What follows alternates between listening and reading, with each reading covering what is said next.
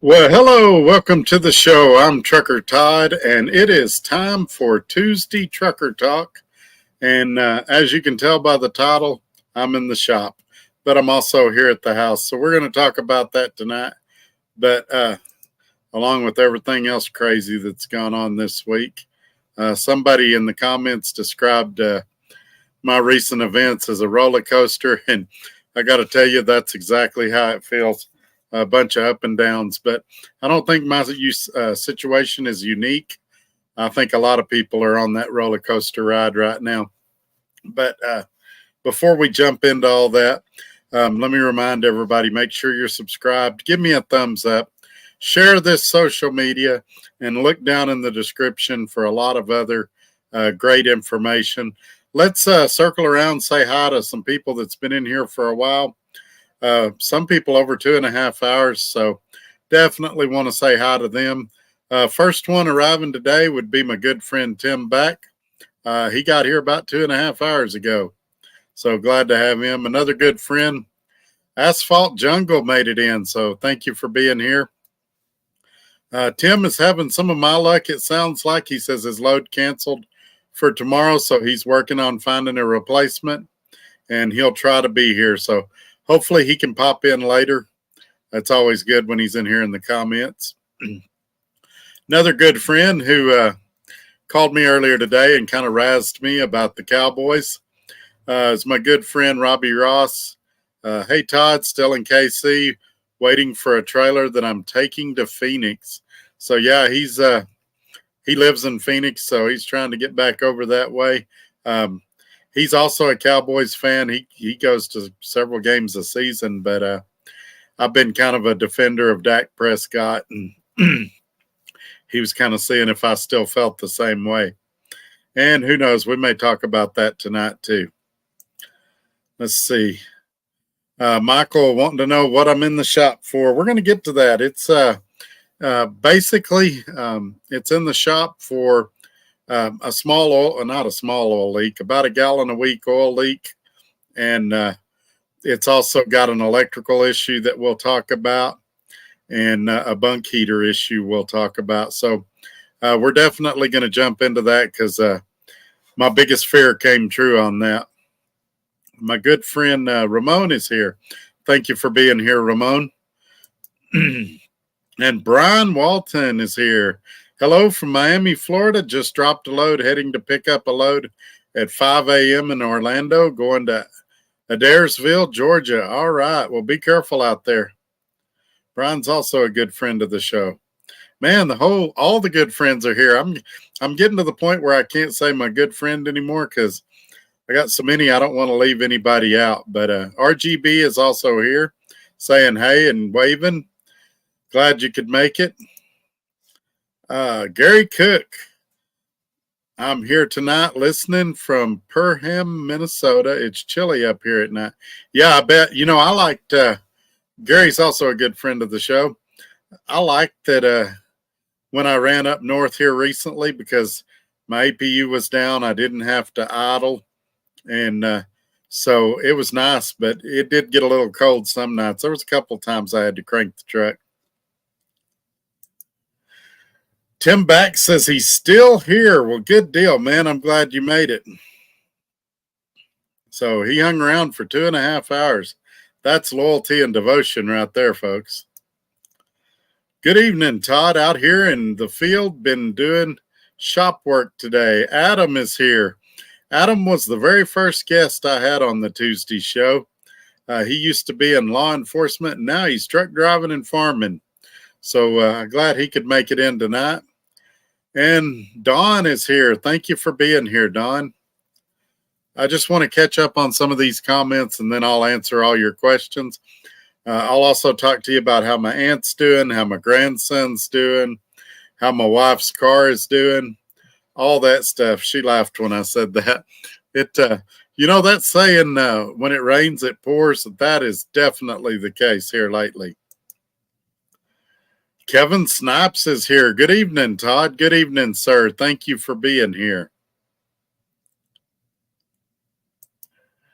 Cameron says, hello, Todd. Sorry I haven't seen your live in a couple of weeks. Been busy, brother. Yeah, I know the feeling. I have really struggled to get these videos out lately because I've just been crazy busy. And we just got home. I had to go pick my wife up at work, and I wasn't sure. You can see I was a couple of minutes late, even doing the 6 o'clock thing, but I was trying to hurry. I know a lot of you guys look forward to these and hate when I'm either not able to put one out or not able to do it on time. Ted is here. I'm here but driving. He's another good friend of the show. Good deal, Ted. I'm just glad you're here, man. And the Fly Rabbit is here saying hello to everyone. Michael says, good evening. Good evening, Michael. Thank you for being here. And we got another Michael here saying hey to everybody. Mark Ely says, I'm listening and driving. How's everybody doing? Well, it's been a mixed bag this week, Mark. I'm fixing to jump right into that. Roger Berry is here. Hey, hope everyone is doing good. I've got some information to reveal tonight that my wife didn't know till about 15 minutes ago. And Scott doesn't know, the owner of the company I'm leased to. So I just hadn't had a chance to call him yet. So it's definitely going to be interesting. Miss Limousine Service, my old name. Yeah, and you had another name too. I never know which name you're gonna be under, but either way, I'm glad you're here. You guys are some hard workers. Y'all are running coast to coast.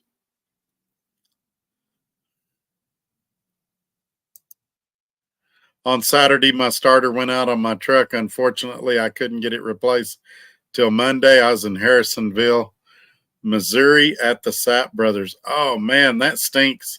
In 27 years of driving here, I'm exaggerating a little. December 3rd will be 27 years, but close enough. I had my very first starter go out during orientation, the first day of orientation, when I come to this company. And I don't know what the deal is. It seems like, I don't know if they don't build starters as well as they used to. I'm sure they don't. They don't build nothing like they used to. But yeah, it's like my boss, or not my boss, the guy that I'm contracted to, he had to put a starter on his truck recently. I don't know what all the issues are with starters lately. How about them Lions and the Steelers won? Both my teams are doing well. Tim back says, hey, Tim, I need you to become a Cowboys fan because I've seen a couple of very disturbing Cowboy games this year. And I'm still a Dak Prescott fan, but he's kind of like the stepson that does you wrong. It's getting harder and harder to love him every week.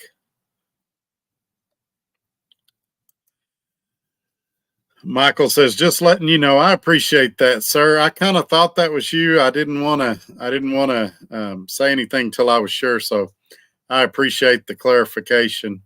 I'm glad you all are doing well. And so I was trying to think of what your other name was, though. You was Miss Limousine, and then you were something else that was one word, and now you're back to your regular name. So that's cool. Jeremy Terry is here. He says, what's up, Todd? Oh, we're fixing to jump into it, and it's going to be an adventure for sure. You wouldn't believe it. And I like this name. Joe Banana is giving me the peace sign. Travis Jones is checking in from Hayes, Kansas. Thank you for being here, sir. So we're going to jump into some more of these comments here in a second. I've got it down to where people are only waiting 5 or 6 minutes now. So my biggest fear happened. I took the Kenworth to the shop here in Lubbock, and it's got an electrical issue and, like I said, an oil leak, and the bunk heater needs to be reset. And I always get nervous with electrical issues. What it's doing, all the lights on the truck work just fine. But on the back of the cab where the pigtail plugs in, the pin for the left turn signal on the trailer is not getting power to it. So all the lights on my truck, all the lights on the trailer work except the left turn signals. and they don't work when they're in turn signal mode or in four-way mode, like if you've got your hazards on or something. And so far today, they're still trying to figure out what the problem is, and I've got over $1,000 in diagnostic fees so far. And this is without addressing the oil leak. This is without addressing the bunk heater. And so right now I'm okay. But if this continues, if we go another day or two with those, diag fees adding up, it could get to be a very precarious situation for me. And that was my big fear about putting it in the shop, is that when you go in for electrical issues, you just basically hand that shop a blank check. I mean, they can't even tell you what the diag's going to be. They don't know what it's going to cost to fix or how long it's going to take to find the problem. And you could be in there for a while. Now, I don't know. I'll be the first to tell you that probably 80% of you in here know more about mechanics than I do.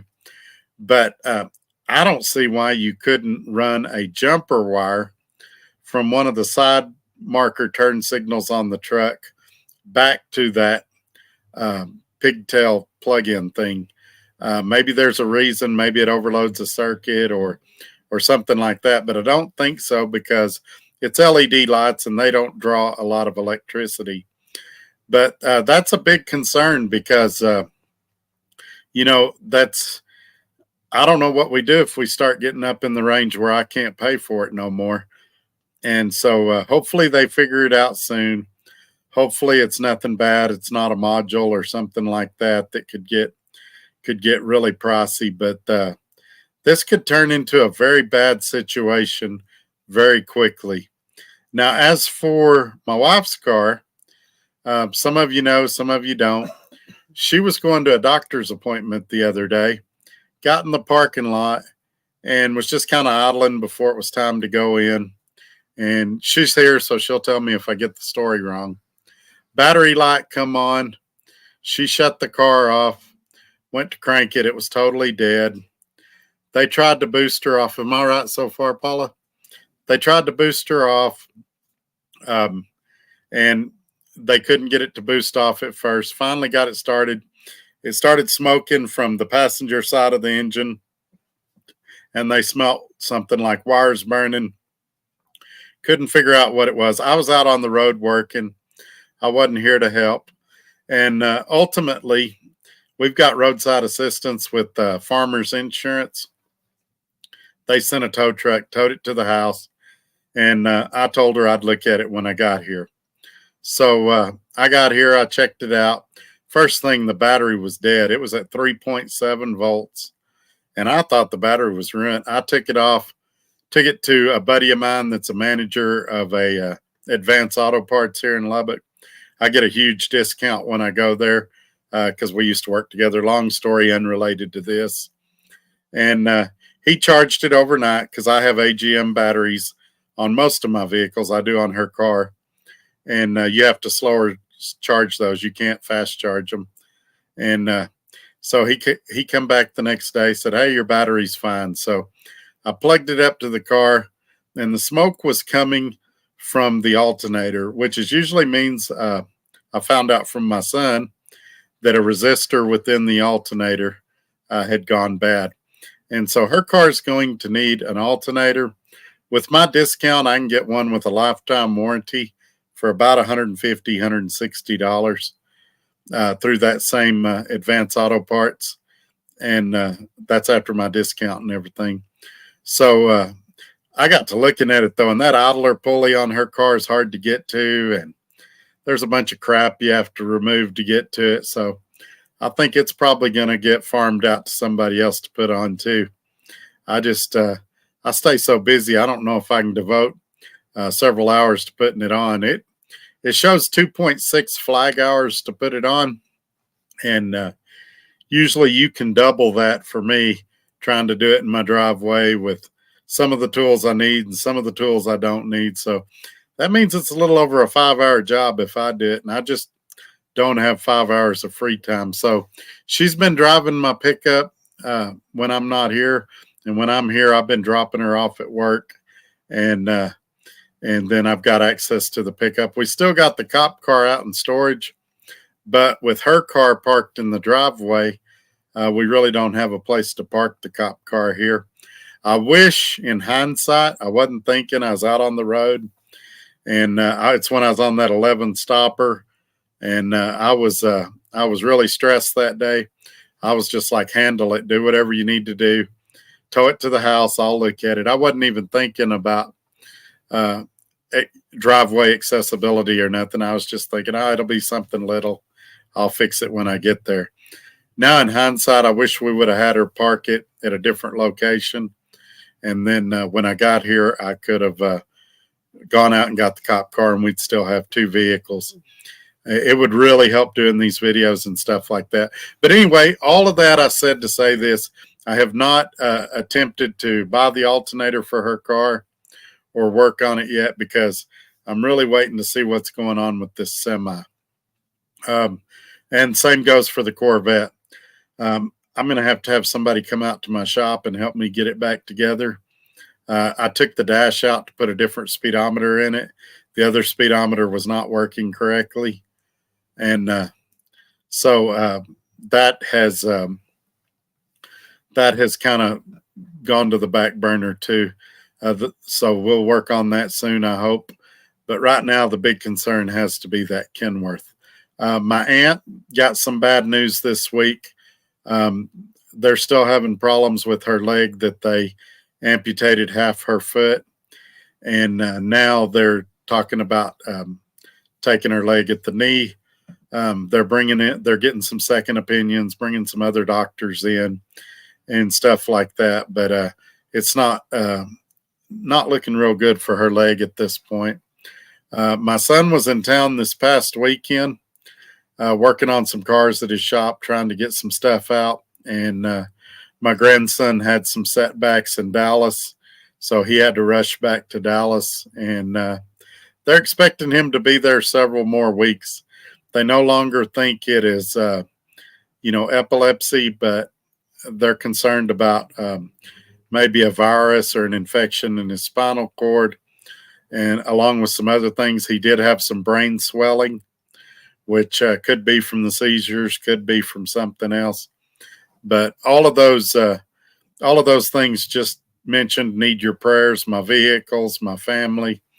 So if you get a chance, say a quick prayer for me. That's always appreciated.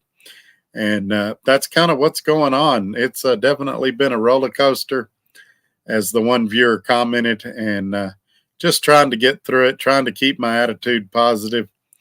But this situation right here, if it's another 4 or 5 hours of diag on that Kenworth, that could be a game changer for me, and not in a good way. And it's really frustrating, because I've been doing really well out here, and I finally found a great company and a great guy to work with. Incidentally, if you've got your own truck already, look down in the little ticker below the video, and I've got his email there, safety@srologistics.com, and you can talk to him about opportunities that might exist for you. It is self-dispatch. There is no lease purchase, so you need to have your own truck. And he's a great guy. I highly recommend him. I just hope I can hang on. This breakdown has honestly got me very concerned. Snowman is here. Hey, Snowman, that was the other one-word name I was thinking of. So now I've got it pieced together in my brain, and I get it now. You're earlier you were commenting from Facebook, and now you're commenting from YouTube. So I got it now. I've got it straight in my head. But I'm still glad you're here, Snowman, or Michael. Either way. Hello, Trucker Todd, says Don. Behind watching the replays, missed your live shows. Ah, okay. Well, that's all right, man. We all get behind. I had some guys, and he's in a nursing home now, so he doesn't get to do it as much. But when his wife was alive, they used to binge watch me on the weekends. And I always thought that was pretty cool. They would do it like a movie. They'd get popcorn, sit on their couch, and watch Trucker Todd for hours at a time. And coincidentally, that's what my wife does when she gets bored too. She can't get enough of my knowledge and insight and wisdom. She's over here rolling her eyes. I just did that to kind of mess with her a little bit. Ted says, we are all family. Well, I appreciate that. I do think of y'all as kind of an extended family. And even me and my wife, when we're out at dinner or when we're going somewhere, she'll say, hey, how's such and such doing? Or what's going on with this person? And we'll kind of talk about y'all. And I kind of live vicariously through y'all. And I think some of y'all kind of live vicariously through me because some of you get really mad if I miss a video. Just stayed to hear someone that's having a worse situation than me. So I felt better, says Tim.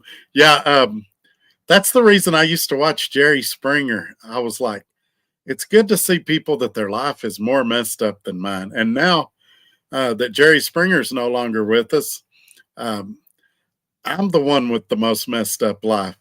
And with the little dark cloud over me like that. Who was it on Charlie Brown that had the little dark cloud over him all the time? Not Pigpen. Pigpen was the one that had the smell that followed him. But there was one of them that had a dark cloud that followed them around everywhere they went. And here lately, it's kind of felt that way. I've got so many things I should be grateful and happy for. And I'm tired and stressed and I shouldn't be. It's all going to work out. I was definitely in a lot worse situation 4 or 5 weeks ago than I am right now. But this breakdown, the fear of not knowing, and it's been my fear since I put it in the shop. Some of you that talk to me on a regular basis know that I really was scared to put it in the shop, and scared's the correct word because it can just go off the rails. It can be a $300 repair or it can be a $5,000 repair. And I need it to be closer to 300 than 5,000. Yeah, I'm getting ready to leave out tonight, hit the road again. Do you know where you're going yet? Get my food ready right now for your going out. Yeah, we stopped and hit Whataburger when I picked my wife up because I've been so busy today, I ain't even had time to eat. And that's kind of dangerous. I know some of you look at me and go, well, it wouldn't hurt you to miss a couple of meals, but when you're diabetic and you take all these medicines, it's kind of dangerous not to eat. So I needed to get something in my tummy. Y'all don't want me passing out on the air. Ramon says, hello, thank you for being here, sir. Yes, sir. Yes, sir. I've got it straight in my head now. I was getting your Facebook persona different from your YouTube, but I've made the connection now. Snowman says, yeah, I'm leaving out of Washington State tonight. I'm in North Carolina. I'll live there. I knew you ran coast to coast, and I thought you lived somewhere on the East Coast, but I wasn't sure if you lived there or on the West Coast. But yeah, I'm glad you're here, man. You've turned out to be a pretty good guy. I enjoy you coming in. I really do. John Toohey says, I'm listening. Speaking of good guys. Oh, John Toohey's a good guy. And I've had a guy this week that called asking about John Toohey and about GP Transco. And I put those two in contact. And right after I put them in contact, that guy's company called him and made him an offer he couldn't refuse. So I think he decided to stay where he's at. But I think he had a pretty positive opinion about John Toohey. And so that's always good. And he's turned out to be a really good friend as well.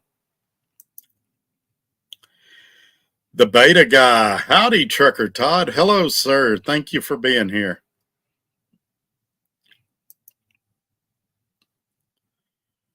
Okay. I know who you are. Thanks for answering my emails about Accelerate Leasing.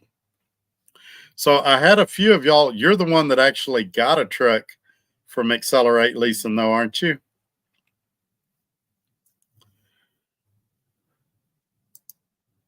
Probably making China, yeah.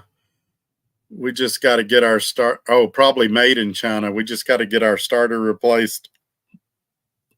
2 on freight. Ah, oh, you've replaced 2 on a Freightliner. Man, I don't know. I was thinking, you look at Dodge, and I'll have to revert back to cars because I know more about cars than I do trucks. Dodge starters always look way too small, and they've got a bunch of what do you call them, like gear reduction things in there to make them work. But Chevy and Ford always put a lot beefier starters on there, it seems like. And Dodge always puts these little rinky dink ones on there, and they sound different when they start too. And I kind of wonder if these truck manufacturers are doing the same thing, trying to save $5 or $10, putting these little bitty, cheaply made rinky dink starters on there. They don't sell them like they're cheaply made. The cheapest we could find mine was a little over $500.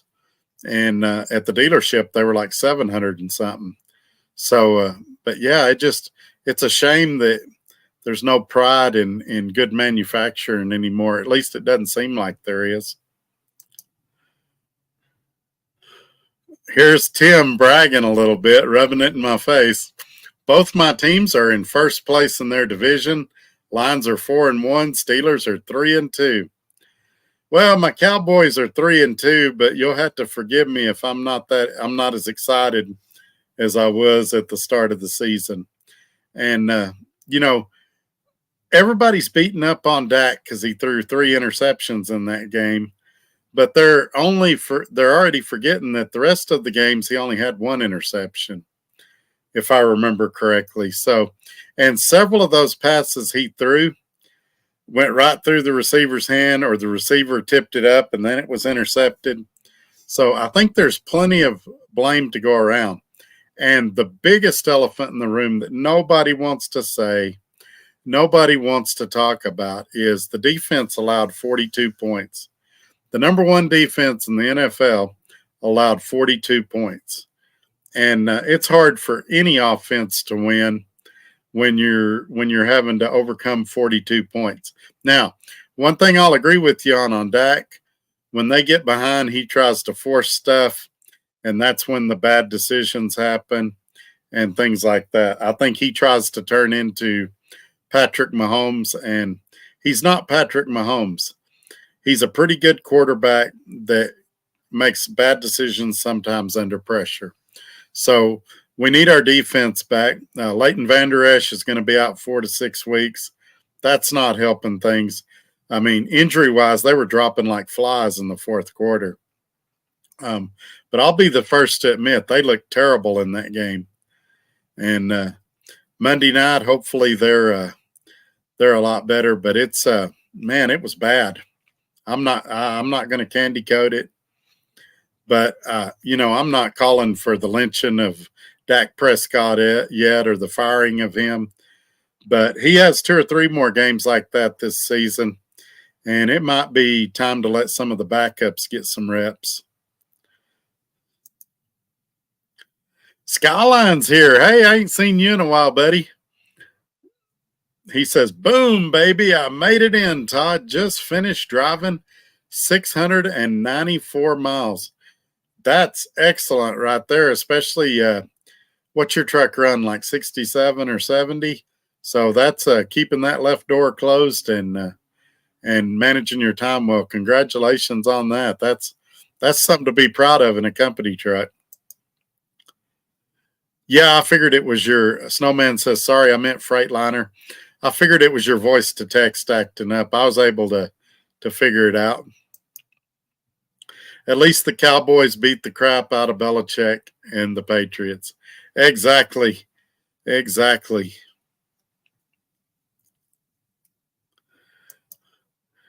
not the pigtail. I actually carry a spare pigtail in my truck. That's what I was saying.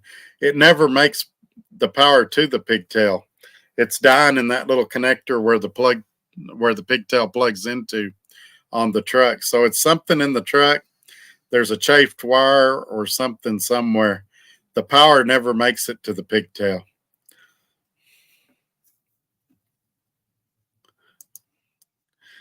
Yeah, I got an offer buying a 2017 Kenworth T680 with a blown turbo. Are you going to do it? I'd be scared to ask what a turbo costs, especially. And is it a Packard engine or is it a Cummins engine? See, that Packard has been bulletproof, and that was why I was scared to talk about it, because I was afraid everybody's going to get on here and tell me how stupid I was for buying a Packard. But I mean, it's an oil pressure sending unit. They stick out the side of the block. Looks like it's about an 11/16 head on it, and they screw in like a spark plug used to screw into these old cast iron block engines. I mean, it just sticks out. It's got like a wire that plugs on it, but it's covered in oil, and sometimes that'll soften the wire. And I thought, if I tear up the wiring end or something like that, I'm going to have a bigger problem. I'd rather let a shop do it, and that way if they tear it up, they can fix it while they got it right there. If I tear it up, then I'm going to have road service come out and replace the end probably. And so it just made sense to let them do it while I had it in there. But the engine's still great. Like I said, it's leaking out about a gallon, half gallon to a gallon a week. And I just thought, while it's in there, I might as well get it fixed. But I'm really concerned about that electrical issue. The blower or the bunk heater is pulling that T12 or T17 code, whatever it is. And everything I've read on it, it just needs to be reset. There's a million reasons that it'll throw that code.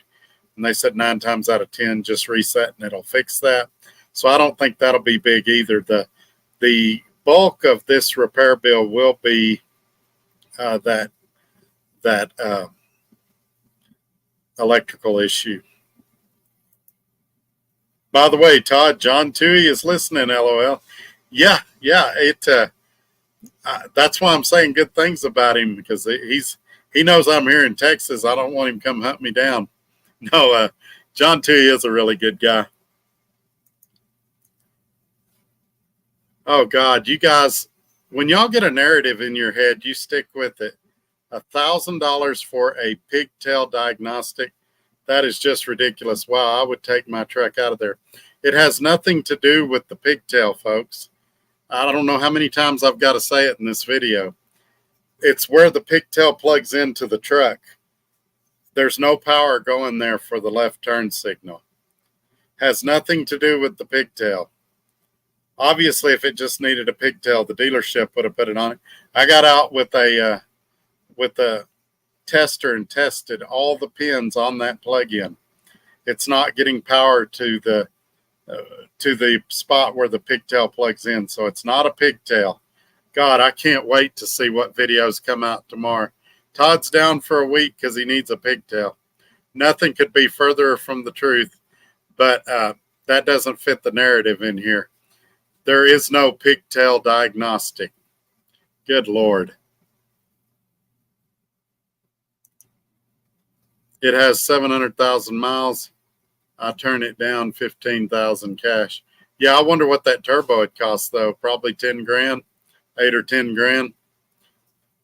Seems like Kenworth and Peterbilt are like Cadillac is. You say the name Cadillac, and it's a regular GM part, but it doubles in price when you say Cadillac. And it seems like the same thing's true for Kenworth and Peterbilt. John says, funny, Tim.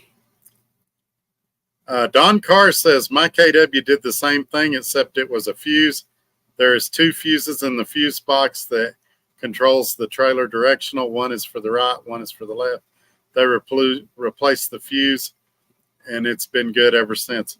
Yeah, actually, I tried to be a cheapskate, and I took it to a Love's originally, and Love's went all through it, checked all my fuses too, thinking I missed something. They couldn't find any blown fuses, anything I missed. They said Packard is real secretive about their wiring diagrams and stuff, and they suggested I take it to a Packard dealership to have it looked at that point. And also, when the service writer called me earlier today, she said they had also been through all the fuses, and they couldn't find any fuses, any chafed wires or nothing, and that's why it's taken so long to diagnose. Yeah, the fuse box under the hood, I actually checked it first before I checked the one under the dash, because the one under the dash has the ELD wiring down there. It has my dash cam wiring down there. And so it's a little bit of a rat's nest behind the plastic to get to the fuse box. You have to unplug my camera and do a bunch of stuff like that. So I really wanted it to be the fuse box under the hood. It wasn't. Second one I checked was the one under the dash, kind of above where your left leg would be when you're driving. And then the final one I checked was under the bunk, and I couldn't find any blown fuses. Loves couldn't find any blown fuses. And 4 hours in, or actually 5 hours in at this point, the Peterbilt dealer can't find any blown fuses either. Not saying they won't find one somewhere, just saying they hadn't found one so far.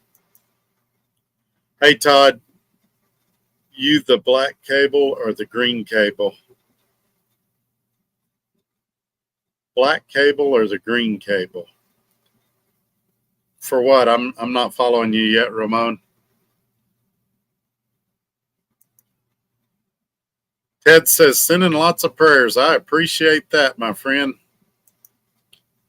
PACCAR has always had some kind of electrical problems. Yeah, but I wouldn't just limit it to PACCAR. When I bought my Volvo, everybody said, oh, you're crazy for buying a Volvo.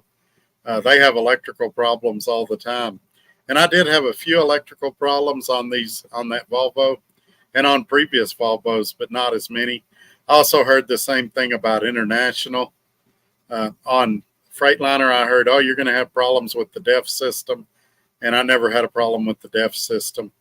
But yeah, it's the more computers and sensors and electronics they stick on these trucks, the more problems they're going to have. And I kind of knew it came with the territory. I'm just hoping I don't get taken to the cleaners on this deal. Maggie says, sorry to hear that, Todd. I hope things get better. Thank you very much. I appreciate that, Maggie. I was in the wrong chat room. Says Snowman. Thank you, sir. Yes, sir, Snowman. Here's Tim. He says, most of us are one breakdown away from shutting the doors. These rates ain't making it easy to have a maintenance fund. Praying for us all, my friend. Thank you, Tim. I appreciate that. Like I said, I went into this thinking it's going to be probably 2,000, 2,500, and so I'm kind of prepared for that. But if it goes much above that, things might get real interesting. Michael says, need to borrow my credit card, Todd? Sure, if you're offering. I'll give you the number to the dealership and tell them to bill you, and then I'll send you the money. So far, I haven't asked for nothing but prayers, though. If you want to volunteer a credit card, that's great. But so far, all I'm asking for is prayers. Gary asks a real good question. Does your warranty cover your repairs? Some repairs. It doesn't cover electrical, and it doesn't cover normal wear and tear item, tires, belts, hoses, things like that. As you know, if you've ever read a warranty, they're very specific about what they cover, what they don't cover. A lot of times they don't cover electrical, and a lot of times even stuff they say they cover, if another part caused it to fail that's not under warranty, or if they can prove you didn't keep up on your maintenance or do what you were supposed to do, or abuse, then they don't cover it either. So warranties are kind of like a nice safety net, but it's a safety net that definitely has holes in it. But yeah, I knew going in, I didn't even mention warranty to the dealership because I'd already read my warranty and I knew that it wasn't going to cover electrical like that. Now, here's the problem. If we find out tomorrow that my electrical problem is caused by something that was under warranty, then I got a situation. I'll have to call the warranty and try to get them to cover it. And fortunately, with my service writer experience, I know how to talk to warranty companies and what to say, but we'll just have to wait and see. I feel pretty sure we're going to find a wire somewhere that's chafed or pulled loose. I know on internationals, I've had several technicians and several drivers tell me that they make the wires so tight and so specific in length that just moving down the road, they'll wiggle loose and you'll have wiring issues. And I hope that Kenworth didn't cut corners and do something similar, and that I've got to get a whole wiring harness replaced or get a wire lengthened because they were trying to save $1. Haven't had Whataburger in a while. We eat Whataburger all the time, not because it's our favorite, but a lot of times I'll come in from the road. It'll be late at night, too late to cook because my wife will have to work the next morning. I'll be tired. So Whataburger's 24 hours here. I guess it is everywhere. And we'll hit their drive-thru and just get something quick to eat before we go to bed. But yeah, that's kind of how that went. Let's see. Daryl making the announcement. He has arrived. We're glad you're here, sir. Ah, that's right. You got the 2017 International. And his plan before y'all start jumping on him about International, he's going to drive it for a while and upgrade. He's building business credit, doing things like that. And I'm happy for him. I'm happy to see you guys taking a shot at your dreams and living out your goals and taking your shot. I'm never going to discourage you from doing what you want to do. He's excited and I'm excited for him. And he's given me valuable information. Accelerate's one of those companies. You guys know the dealership that I got my truck from contains a lot of dirt bags that don't do the right thing. And in my opinion, before that cease and desist comes, in my opinion, but anyway, I feel like Accelerate did him pretty good. And so I've got a few companies I'm gathering up to tell you guys about. And if y'all need a truck, I can try to point you in the right direction. In the ideal world, I'd like you all to go get your own truck and come over here and work with me because Scott's a great guy. But like I said, please don't call him if you're a dirtbag. And I had a guy tell me this week, he said, man, I'd love to go to work for Scott, but I've just hopped jobs too much. I don't think he'd take me. And I said, well, you're probably right. I said, you could email him and see, but I know he wants to see that you've stayed at least a year at one of your jobs in the last, 2 or 3 years. And so I don't know his specific requirement on there, but I've heard that that's one of his deals. So I appreciate that people are self-screening themselves and not wasting his time. But if you're kind of on the fence and maybe you used to be a screw up, but now you're not a screw up anymore, maybe you give him a call and see what he says. Like I said, his information's in the ticker below my video. My email's there. The website's there. Y'all check all them things out. You'll be glad you did. Had to switch carriers from F2F. Who decided to deny me to MEI Borg. Huh. Well, hopefully it's a better deal. I got another deal I'm going to talk to you guys about tonight because when I announced I was at SRO, some of you jumped all over me for doing a 80-20 split. So somebody emailed me today and it was paying more than 80-20. And I wanted to show you the subtle differences there and why I think I've got a better deal. Some of you would rush to that company because you'd go, it's a higher percentage. And I think you would regret it in the long term, but we're going to talk about that in a minute too. Yeah, I think I'm going to get my own truck. I will buy a Freightliner D15 12 automatic. The one I'm driving now has 600,000 miles and it's running strong. It seemed to me that it's more reliable than Kenworth.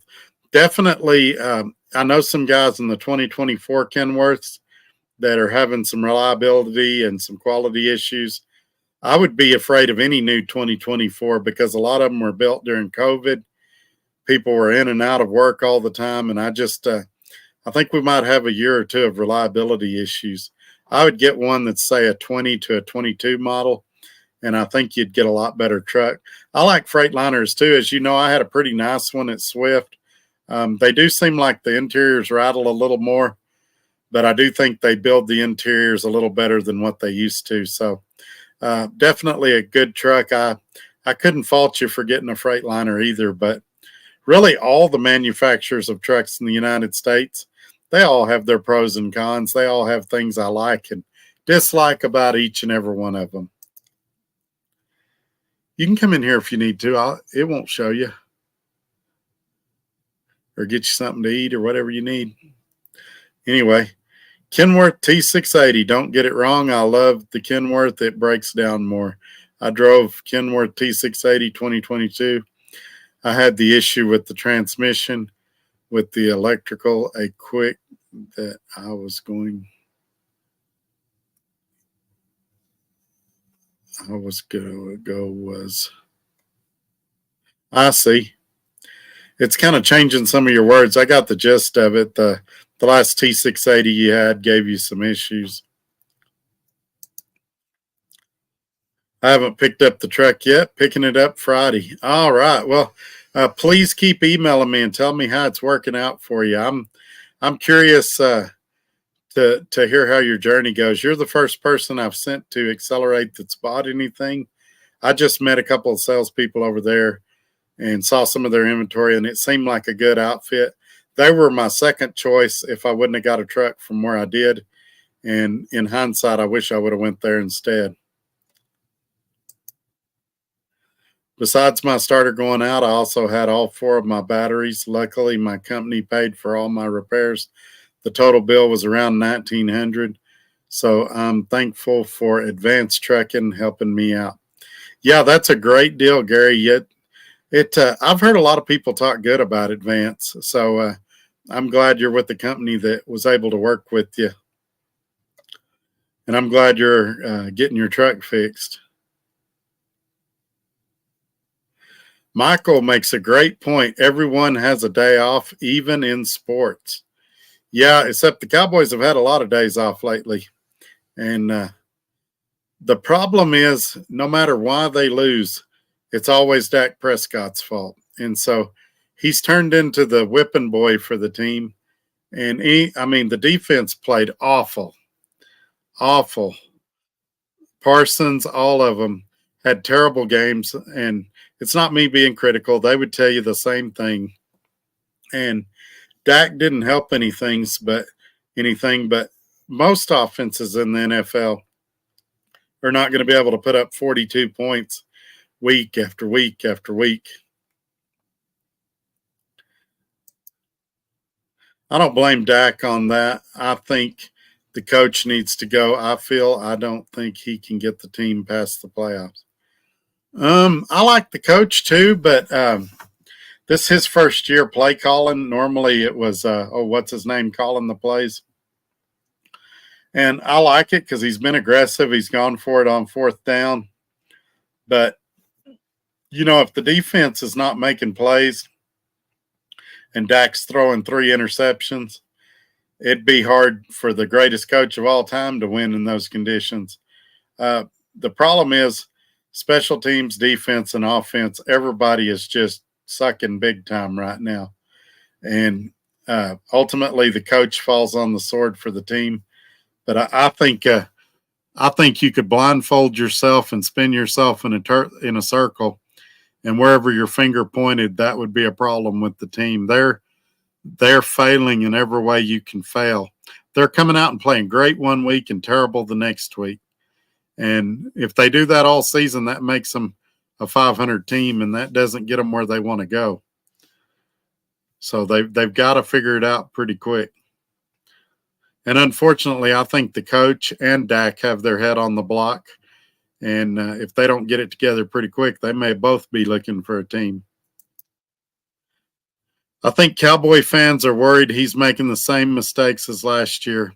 He had thrown a lot of interceptions if you go back to last year. Yeah, last year was terrible.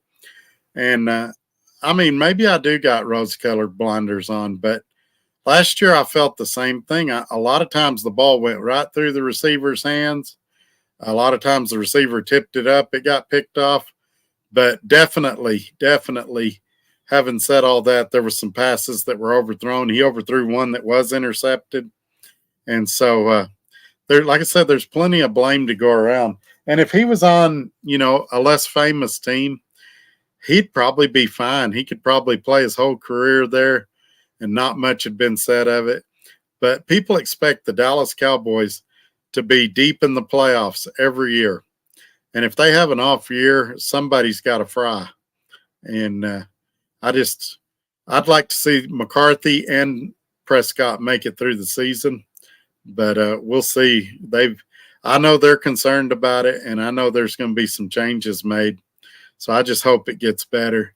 But I think the biggest change that needs to be made is Tim needs to become a fan, because every team Tim roots for is at the top of their division. So this week I'll be sending Tim some Cowboys merchandise, and by Monday of next week, Tim will be the biggest Cowboy fan you ever met. I don't think Dak Prescott is the future. There's a lot of people that feel that way, and if he has 2 or 3 more games like that this season, I may start to feel that way. But right now, I just think there's enough blame to go around. I don't see how we can excuse a defense that allows 42 points. Oh, yeah, everybody's checked the fuses. That's the first thing I did. So here's what I did. I checked the fuses, and then I called Scott, because I've shared in other videos, he's really good mechanically. He told me a couple more things to check. I checked those things, and then I said, well, heck, I'm going to go to the Loves. I know the guys over there. They checked the truck, and then they said, hey, you got to go to PACCAR on this one. It's above our heads. And so at least, and I know that mechanic real well. He's very knowledgeable. He's not one of these 20-year-olds that's been at it 3 or 4 weeks. He knows his stuff. And Scott definitely knows his stuff mechanically. And so I'd had 2 of them tell me, hey, it needs to go to the dealership. And, I'd checked those 3 fuse panels I told you about. So, yeah, it's not going to be something simple, or at least I don't feel it is. And if it is, if I missed a fuse or something, Thursday night, I'll come on here and tell y'all, hey, I choked. It was something simple, and I really hope it is. It's still going to be an expensive repair, even if it turns out to be a fuse at this point. But if it turns out to be a fuse at this point, several people, including myself, missed it. All right, let's jump back in. I'm about 20 minutes behind on the comments.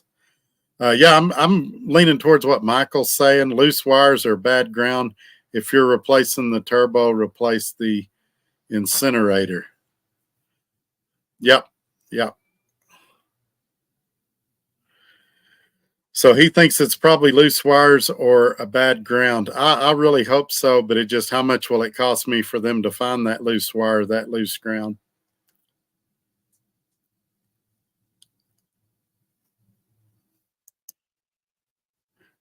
Ramon's clarifying his earlier comment. He says for the cab to the trailer, you have a black cable sometimes is no good.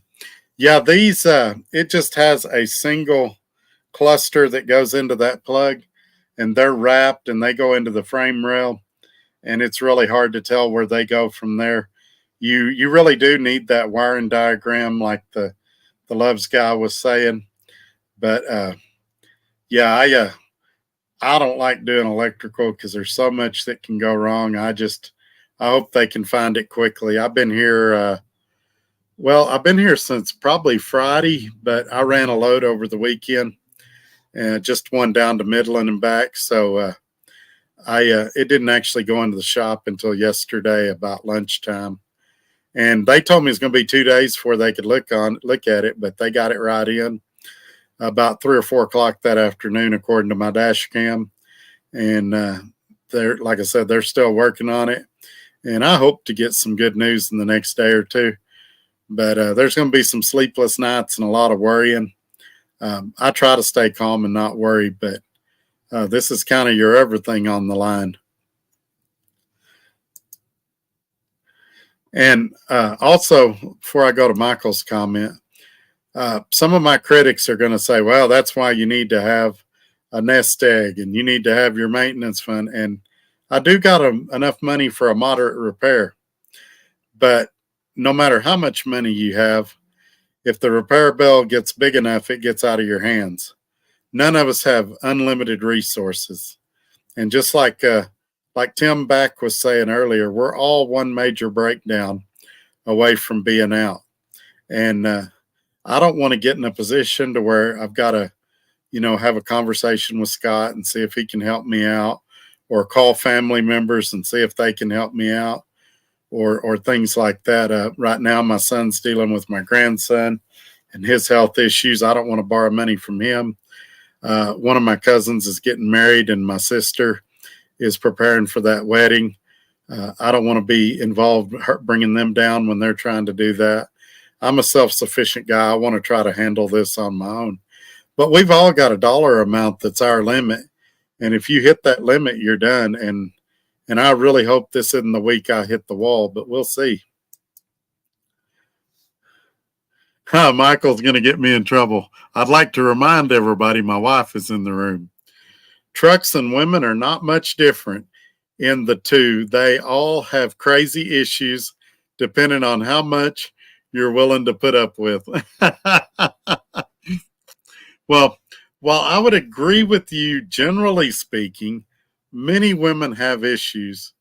My wife is above reproach and has no issues. She's not crazy. She's level-headed, very nice, and I'm very lucky to have found her. Right, Paula? She's over there shrugging. She don't believe my BS anymore. RCE. Hey, Todd, just watching. Usually always enjoy your shows. You usually always enjoy my shows. You got a big following. Good luck with the truck, Todd. Take care, everyone. Thank you, RCE. I appreciate that. A warranty is only good for making you feel better for buying a used truck. Then when you need it, you realize you paid for a waste of time, non-working warranty. Yeah, unfortunately, sometimes that's the case. When I was a service writer, a lot of people would come in with third-party warranties, and usually they're pretty decent, but I did see some tragedies where I thought some people should have been helped or could have been helped and weren't. A lot of it depends on how aggressive your service writer is and how they say things to the warranty company. I mean, there's ways you can say things to the warranty company that sound better than other ways you can say it. And I'm not talking about deceiving a warranty company either. I'm just talking about presentation. The warranty company oftentimes will want to see pictures. Sometimes they'll even send an inspector out to inspect the work and the parts because they're trying to avoid fraud above all. So, but I'm nervous, but I knew going into it that electrical probably wouldn't be covered under warranty. Now, if it turns out to be a module or something like that, maybe it does get covered. And then I got to go back and maybe they don't pay some of the diag because I didn't report it to them first. But I think we're going to run into, like Michael said, a wiring issue.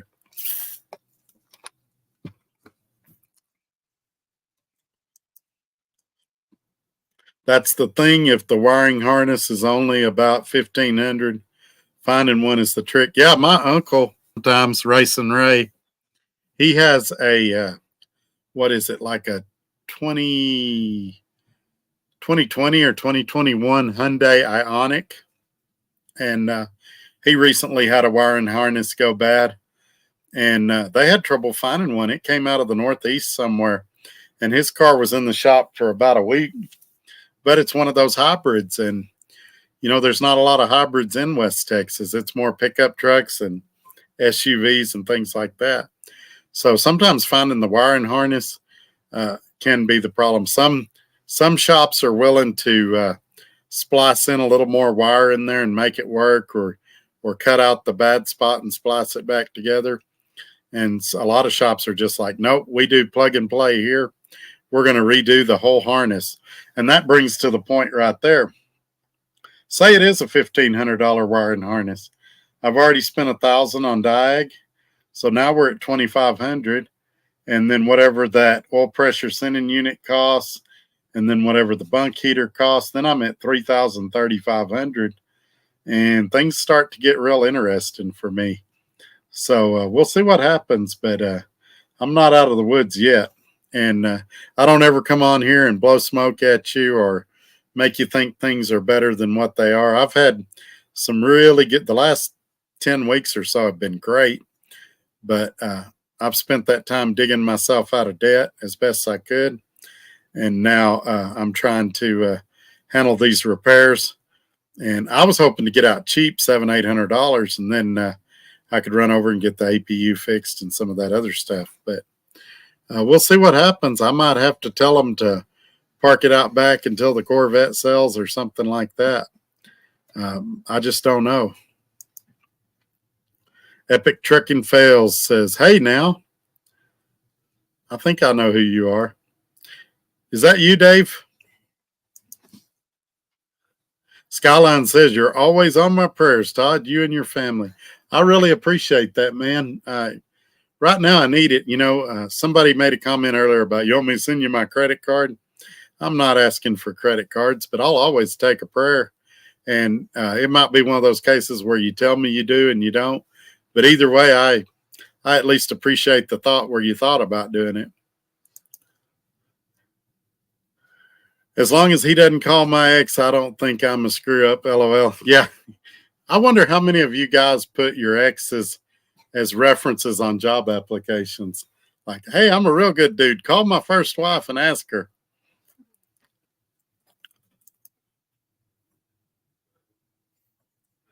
Did you decide to go with Trucker CFO? I need to get away from ATBS ASAP. So for about 9 or 10 months, Trucker CFO and I worked together really well. We've since parted ways. He sent me a cease and desist, so I won't comment on the details of why we parted ways.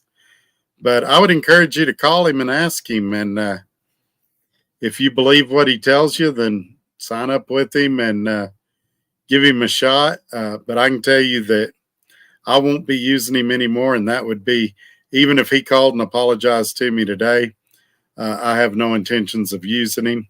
And I'm in the process of looking for another accountant. That's something else that's got backburnered till we figured out this truck issues. I'm just doing some really good bookkeeping, which, to be honest with you, has never been my strong suit.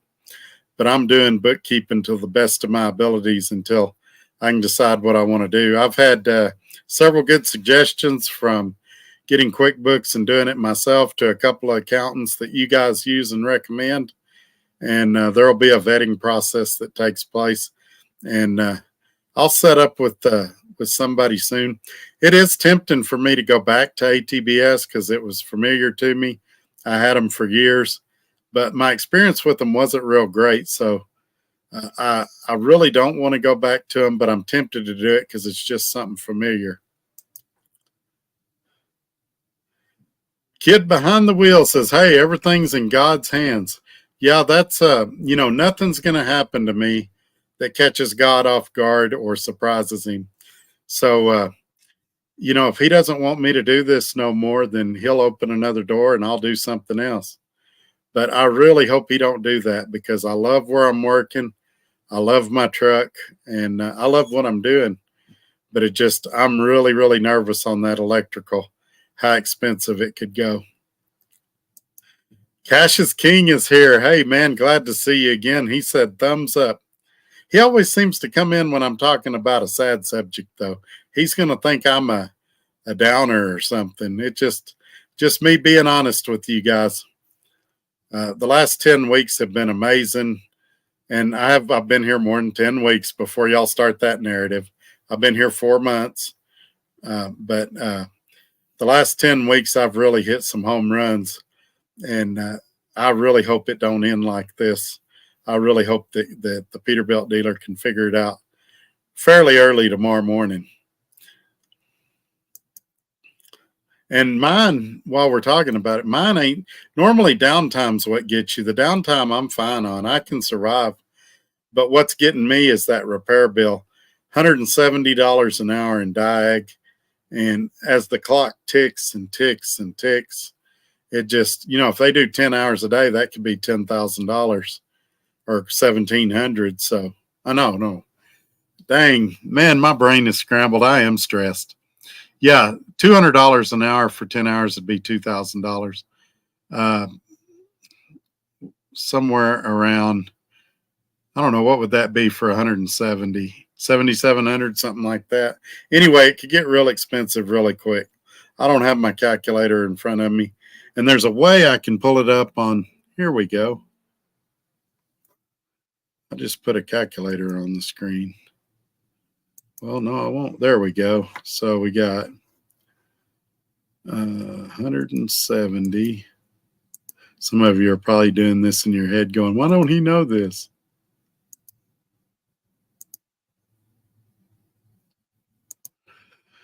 Yeah, it could be $1,700 a day. I don't know why I was saying 10,000. I don't know what's wrong with me. Anyway, it could be a lot of money. So I hope they figure it out really quick. I think it's whatever they found out it is. So when they tell you what it is, then that's what I thought it was. There you go, Tim. Nothing like playing armchair quarterback after the fact. I wish I had somebody like DIY Semi in the area, because he could probably come up, look at it, and in 15 minutes know what it is. I could slip him a couple of hundred and he'd be happy and I'd be happy. But yeah, I did the best I could. Scott did the best he could over the phone. Loves did the best they could. They put their top guy on it, and so far it's stumped everybody.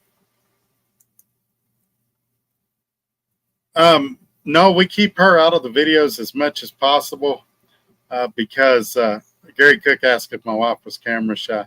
She has been in a few videos, but when I've seen how trolls have treated other YouTubers' wives on here and all the crazy stuff that gets said and done, I've just decided to try to keep her off camera as much as I can. I've had guys make lewd and rude comments. I've had guys try to meet her, all kinds of stuff. And so she and I have just made the decision that we'll keep her off camera as much as possible. Craig is here, says, good evening, Trucker Todd. Good evening. Thanks for being here. Wimpy McPoteman with a million excuses. Always need a good mechanic. Trust is most important. Yeah, I agree with you. The guy that I use out at Love's here in Lubbock, I've known him for a while, and he's been pretty good, but I appreciated him. He looked it over for probably 2 or 3 hours and only charged me $92. And he's just like, man, if I had the PACCAR schematics, I could figure it out. But without that, you're going to have to go to a dealership. He's like, there's not a mechanic in town that's going to be able to figure it out. And again, I'm not an expert. If DIY was here, I'd ask him. But I don't see why you couldn't run a jumper wire from one of the side marker turn signals down to that wiring harness. And that way, every time a side marker flashed, it would kick current back to that plug. I've Googled it trying to find people with similar problems, and it's nobody. I couldn't find any articles or anything. So it must be a fairly rare occurrence. Hey, Robbie fell asleep earlier. Good evening, Todd. No problem. We found out a few weeks ago that my videos put a lot of you to sleep, and so that's all right. Even if, as long as you leave the footage rolling, you can sleep through it. It still helps me, and I appreciate you being here, even if you're asleep while you're here. Don't mind paying for repairs. Hate paying for repairs that they manufacture. Yeah, that was a problem I had at Dart. Was I walked in and caught a couple of the shops like trying to damage my truck while it was in there to to inflate repair bills. One time I went in there and it had the what they call the grass burner exhaust that goes under the frame, and he was hanging on it trying to knock it loose so he could say I needed a whole new exhaust. And then the final time that caused me to leave Dart, they unhooked my bumper and side skirts and everything and told me I needed a new bumper and new side skirts when all I needed was 3 bolts, and the holes were cleaned. You could tell they'd just taken the bolts out. And then they said, well, we'll fix that stuff, but you're going to have to buy steer tires or we're going to put your truck out of service. And my steer tires were good. And I said, well, I'm not going to buy, I said, I'll buy steer tires, but we're going to have to do an alignment too. And they said, well, we can't do an alignment. And I said, well, I'm not going to buy steer tires if it's just going to wear them and I'm going to need an alignment. And they said, well, we're going to put you out of service if you don't get steer tires. And so I called the VP of safety and the VP of maintenance and told them. And they said, well, send us pictures of the tires. And I did. And they said, yeah, you can't force him to get tires. They're still legal. And so then the shop got really mad. But they just got caught trying to fraudulently do things. And I told the VPs, I said, hey, what would happen if I falsified my logbook or if I falsified paperwork to you guys? Say that I delivered a load, I signed the bills instead of getting the consignee to sign them. Or worse, I sold the load and signed the bills and said I delivered it. You'd fire me, wouldn't you? Well, yeah, we'd fire you. That's falsifying. Then why don't you fire those mechanics for falsifying stuff on me? Well, we just, here comes the stutter and here comes the excuses. And it's, you and I both know the answer. It's because they profit from that. And I'm not talking about current Dart, and because they've got new leadership. A lot of those guys, including the VP of maintenance, is no longer there. So I'm not saying Dart's a bad company. I still like them. I still got friends there. But on that day, in my opinion, they were very dishonest. That's why there is no I in team. However, there is a me that there. Yes, sir. That's pretty good. Got a question. How many bags of chains on board to be legal? It depends on the state, what each of them's requirements are. I can tell you in my truck, I have chains for both drive axles and a set of chains for the trailer. And I say chains, I'm using the socks. I'm not going to put them down. If it's bad enough for chains, in my opinion, it's bad enough to stop. I have chained up twice with those socks, but honestly, I just did it to get me through a small patch and mainly for the videos more than anything. But as a typical rule, I don't chain up, I park. And as an even better rule, I try to make sure I'm not in those situations. I get a lot of weather reports and things like that and try to be selective where I go.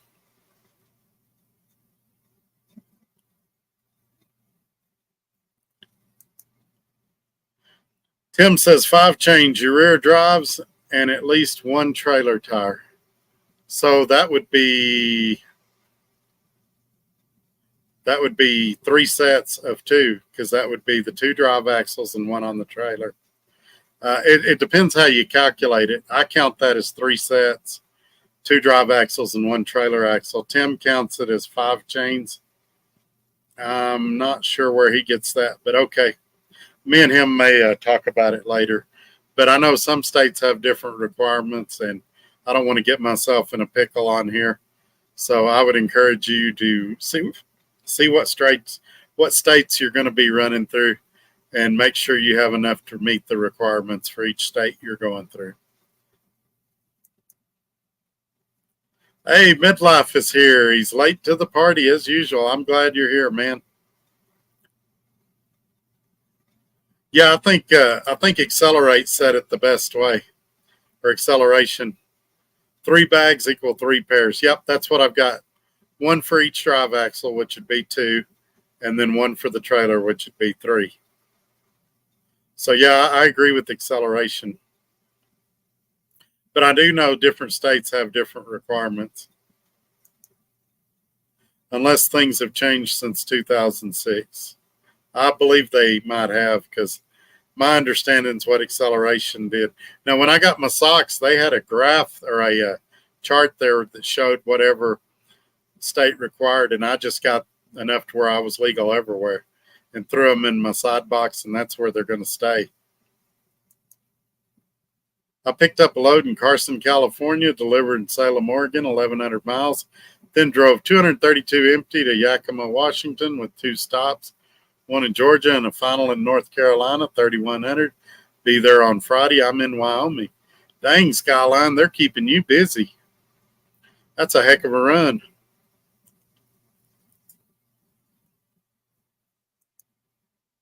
Acceleration rules. Yeah, he says he's thinking every state is different, but 3 bags should cover most states. I agree, and I think even if you did get stopped, I think I've never had an officer say, spread out all your chains on the shoulder and I'm going to count them. I think you're pretty safe, like acceleration is saying, with 3 bags, which 2 chains in each bag.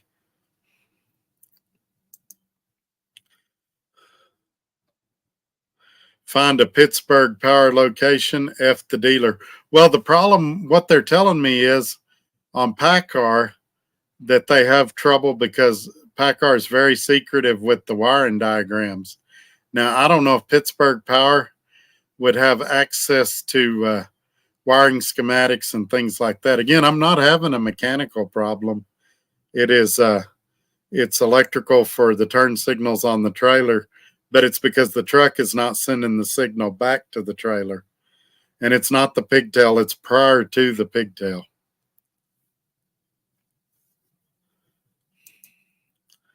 With that shop rate, makes me wish I'd become a diesel technician. Yeah. I'll tell you what, I got a feeling that all of these shops would get faster at diagnosing these things if it went to a flat rate. Electrical diagnosis is $300, whether it takes us 3 minutes or 3 days. But of course, they're never going to do that. It's in their interest to have it the way it is. But man, I got to get some good news tomorrow. I'm not wanting to call Scott and tell him anything bad. It would be impossible for him to be nicer to me than he's been, or to give me more opportunity than he's given me. And I don't want to be in a situation where I'm disappointing him or putting him in a bad situation. So hopefully we get some good news in the morning. I once looked into the lease op and thought about the owner op role. My wife was pretty adamant, hard no. Turns out she was right. Oh, I'm glad you said that. Let me tell y'all about this, because I got this today. Let me close that window. And this is exactly what I'm talking about. Email. It's an opportunity for you, exciting trucking opportunity for you. Now, everybody thought I was getting screwed at an 80-20 split. And I'll get some more comments here in just a second, but I want to throw this in the mix too. So I found a company here that's doing an 80-18 split, or 82-18 split, I mean. They say my average take home will be $1,500 to $3,500 a week. I can get started quickly with a 1-day orientation. There's 24/7 dispatch and maintenance, and there's no down payment required. Good Lord, I need to retire.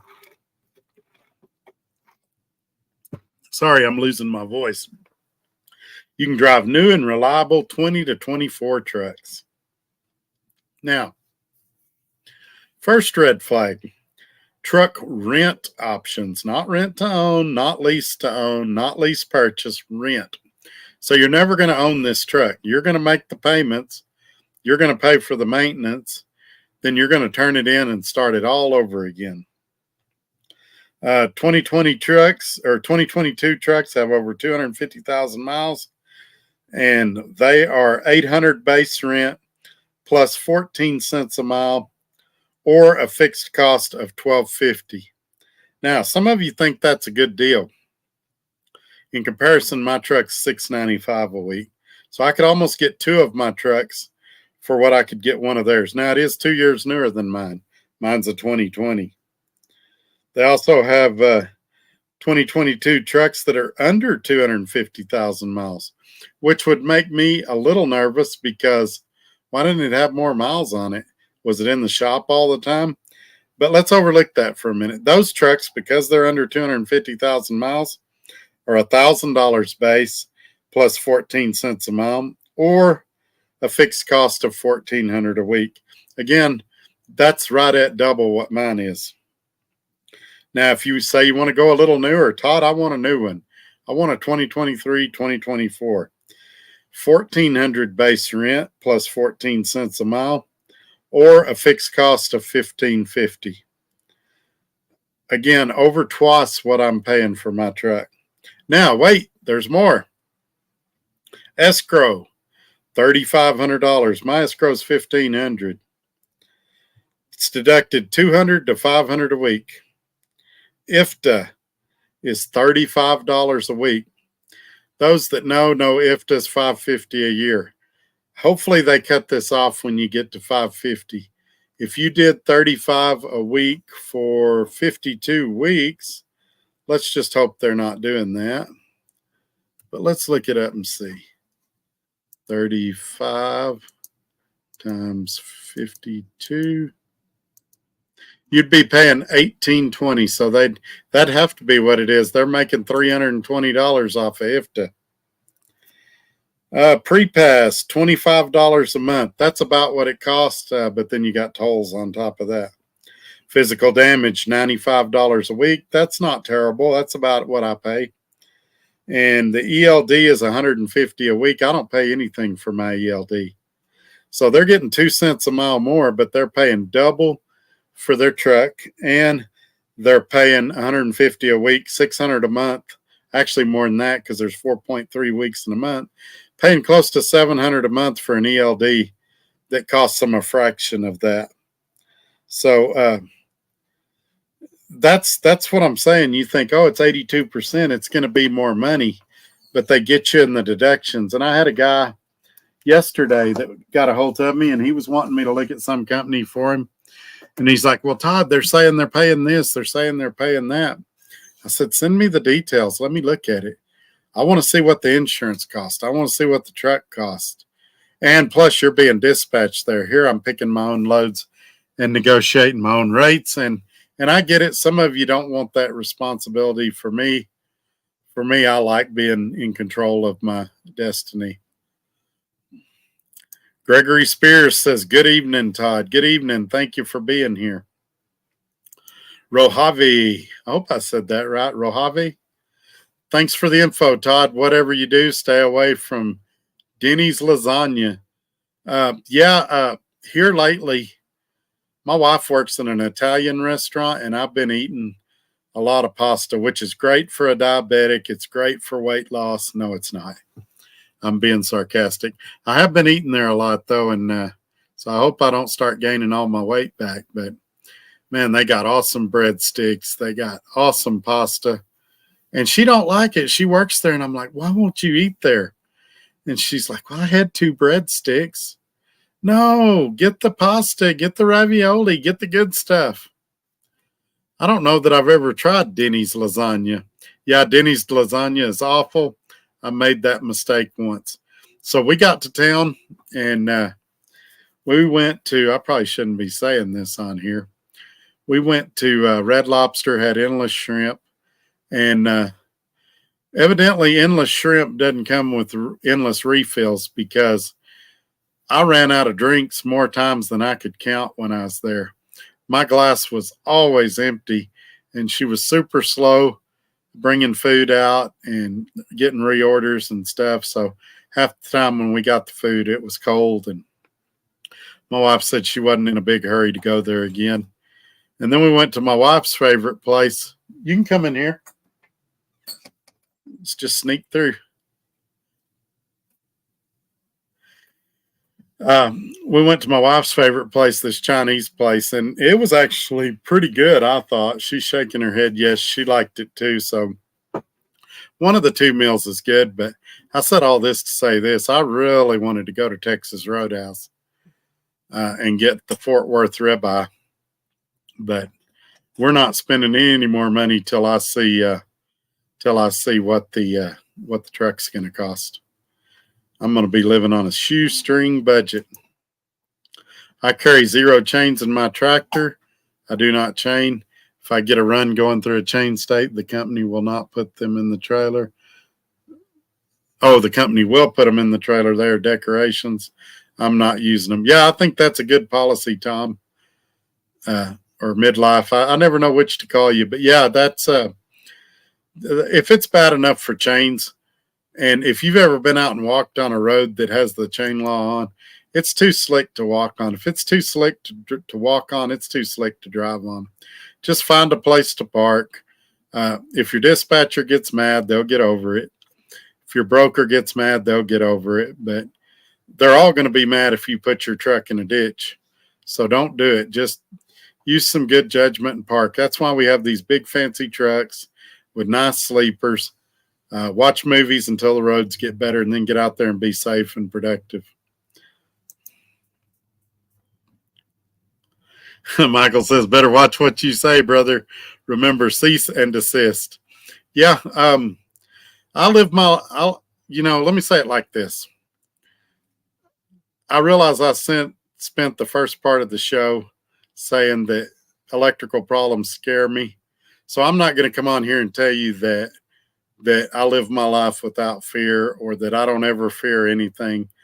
But I don't fear cease and desist or cowards that want to do the wrong thing and then don't want to have a light shined on them. So they can do what they want to do. I'm going to come on here and tell the truth and give my opinion.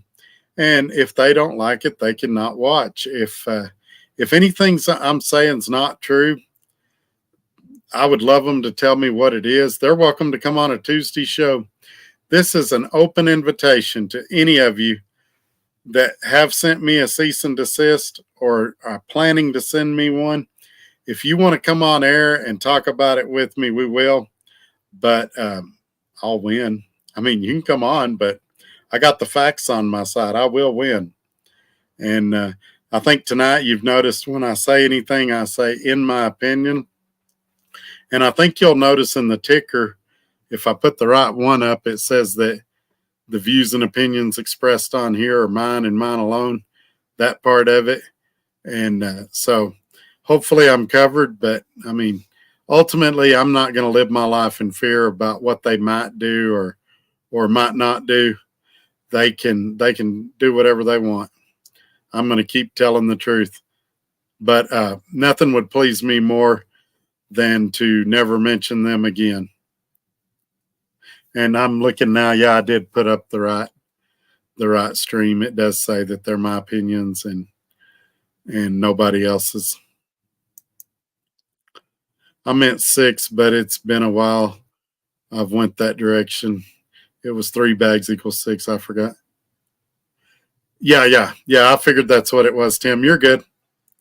But since you said that, though, I was questioning myself. Well, did I buy too many socks? And I was like, no, I've still got the picture I took of the chart. But I'm glad we got that figured out.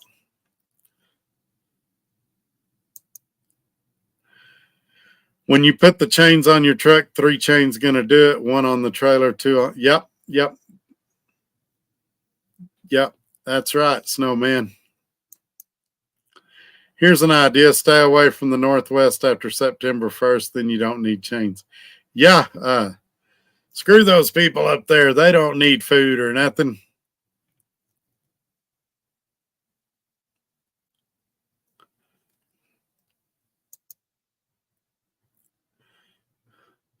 Craig says 1,400 base rent. Wow. Yeah, but you know what? They'll have people lining up to get those trucks because they think, I'm getting 82%. And that's what I'm saying. you get hung up on the number and not what's included in the numbers. And Scott covers a lot in his 20% that makes it really a lot more than what it seems like.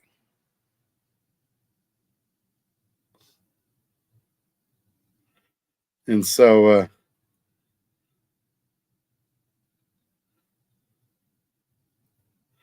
yeah, hang on. I'm just fixing some stuff. All right, I'm back.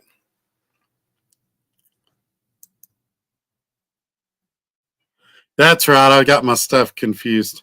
So that's even worse. My last IFTA was like, I want to say $20 or $30 is what I ended up having to pay. That depends on how well you buy fuel and in what states.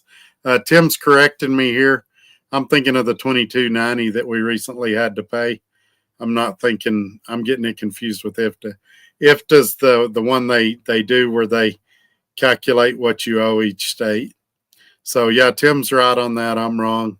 And so, but still, $35 a week for that sounds really, really high.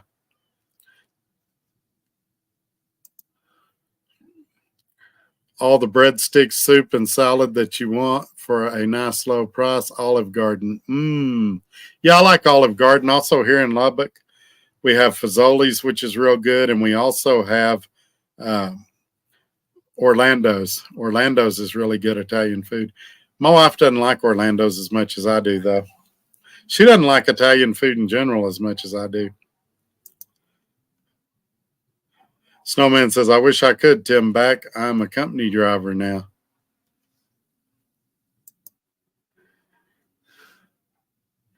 Well, see, this goes back to how we calculate them, Michael. Usually 5 sets of chains unless you lock both of your drives.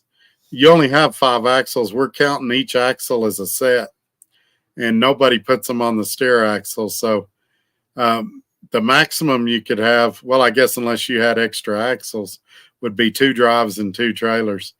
But typically you do the 2 drives and 1 set on the back trailer axle.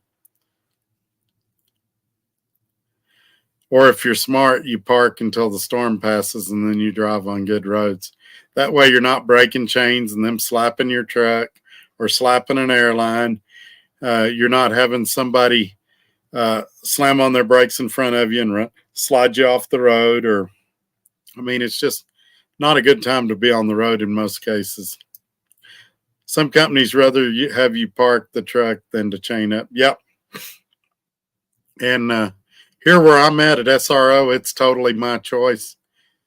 He's never gave me counsel in either way about chaining up or not chaining up. All he's ever said is be careful, be safe. And so that's nice and let the broker know what you decide to do. He has said that. So he said let the broker know and then let him know afterwards. But so that's nice when they put the ball in your court and it's really your decision. And they're not pressuring you kind of under the table like a lot of these companies do. Again, I can't find any fault with Scott. He's been great to work with. Time to run a wire from the battery to a switch straight to the pigtail. Yeah, somebody else has suggested that.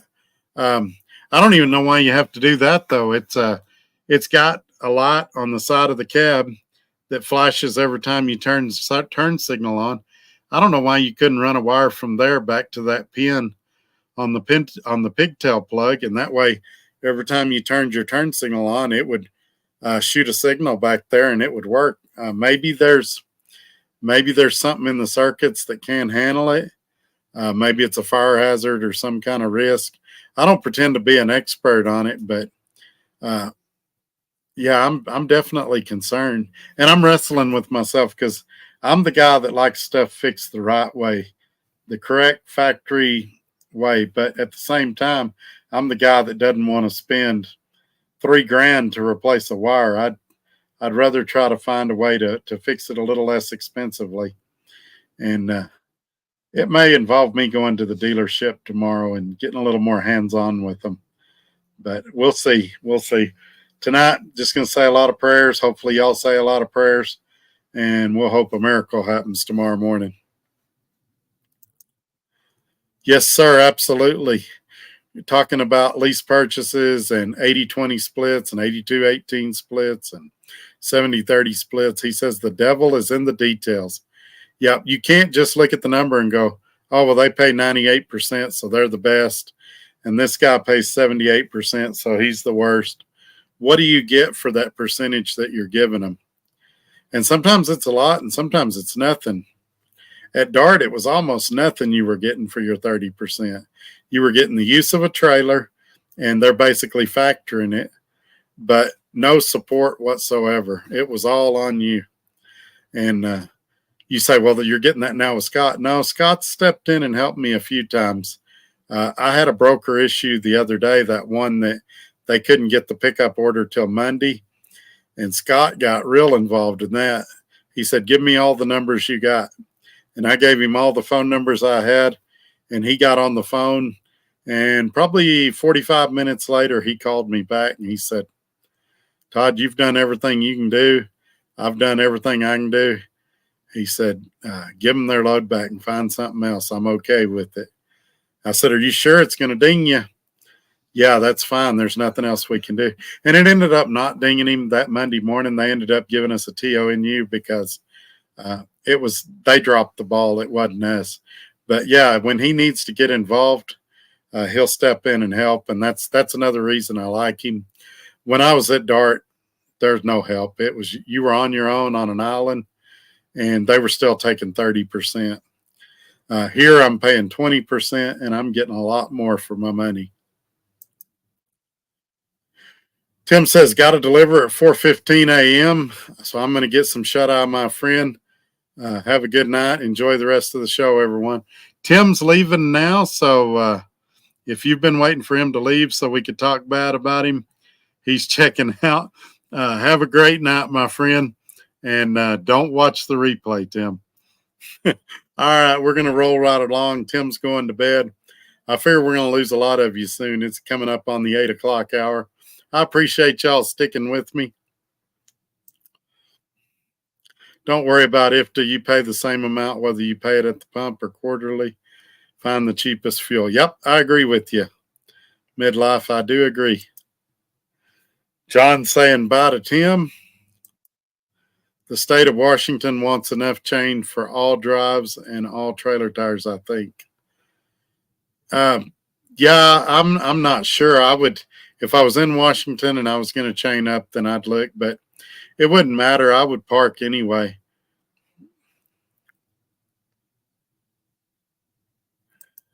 Gary says, did you say the left turn signal wasn't working on the truck or on the trailer? On the trailer, but it's not receiving signal from the truck, and it's prior to the pigtail. So all the lights work on the trailer, all the lights work on the truck. But when I put on my left turn signal, nothing goes to the trailer. So they just stay on like parking lights. And I actually took a tester and tested all the little pins inside the pigtail plug on the truck, and the one for the left turn signal is not getting any electricity to it. It's been thoroughly looked over by me, including all the fuse boxes. Scott counseled me on the phone about stuff to look at, and then I took it to Love's, to a mechanic I've known that he's very skilled. He couldn't find it. He recommended going to the dealer because he said they have the wiring schematics, and it's stumped the dealer so far. They've had it for 2 days now.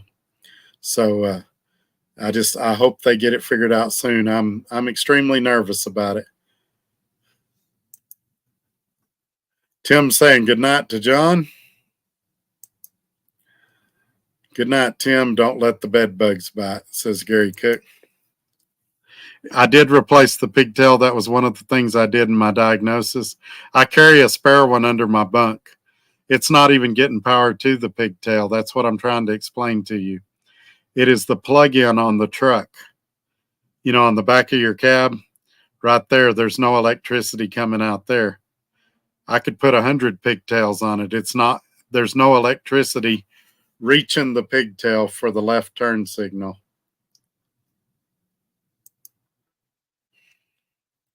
As far as I know, Craig, the relays have been checked and they couldn't find any bad relays either. And they checked all the fuses today. They couldn't find any bad fuses. So, yeah, at this point, it's probably some kind of module or something. And that's when it could get super expensive. At this point, it'd be nice if it circled around and stumbled into something that was covered under warranty.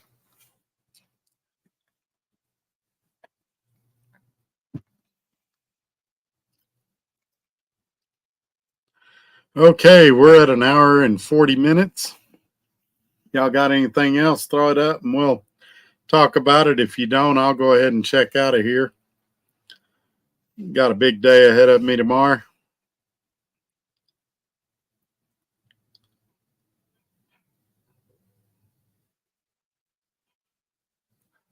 Give you a couple more minutes. Okay, I guess we'll call it a night.